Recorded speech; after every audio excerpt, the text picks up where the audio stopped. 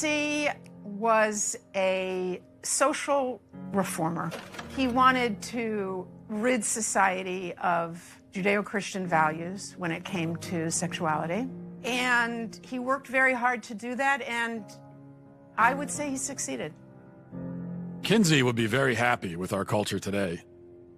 His idea was that children are sexual from birth, that we're all inherently sexual creatures from cradle to grave. He believed that true happiness is found in a life of perverse sexual experimentation, no matter the age. What came out is that his research was fraudulent. Kinsey based his fraudulent conclusions on data he collected from convicted sex offenders and child molesters. His research was conducted in prisons, not everyday America. He also performed horrific sexual experiments on children, some under the age of 1. His most influential book, Sexual Behavior in the Human Male, contains an infamous chart called Table 34, which documents the orgasms of very young kids, including babies as young as 5 months old.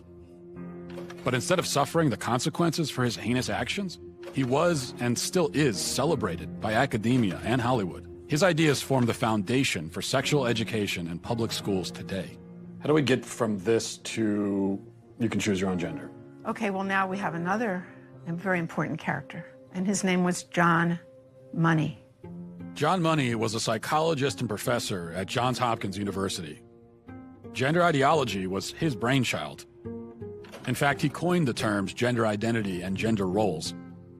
And according to Money, babies are gender neutral at birth, and ultimately environment determines whether a person is a man or a woman. Money was telling the world about his theory that a boy could be raised as a girl and do just fine, and vice versa. And so Money tried out his theory on 2 young twin boys, the Reimer twins.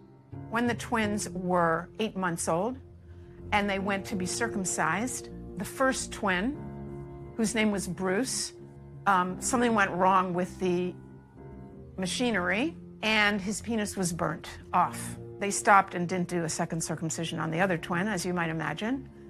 And the parents, of course, didn't know what to do. How are they going to raise this child?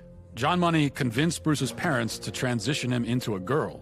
Money also conducted sexually abusive experiments on the twins throughout their childhood, including forcing them to simulate sex acts on each other. He reported up to the age of 10 that this was a complete success. Well, wasn't true. The results were a disaster. Bruce could never fully accept his female identity. Eventually, his parents told him the truth, and he chose to transition back to a boy, taking the name David.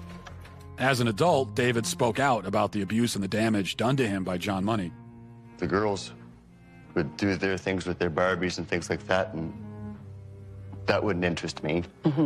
And things such as trucks and building forts and, you know, getting to the odd fist fight and climbing trees. That's the kind of stuff that I like, but it was unacceptable, so I'd never... As a girl? As a girl, I had no place to fit in.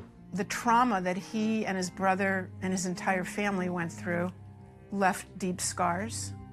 His brother died of an overdose when he was 38, and then David committed suicide.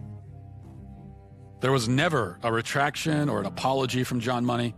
Instead, his ideas were adopted by mainstream psychology, and they form the basis of gender ideology today. Why don't more people know about John Money and Alfred Kinsey?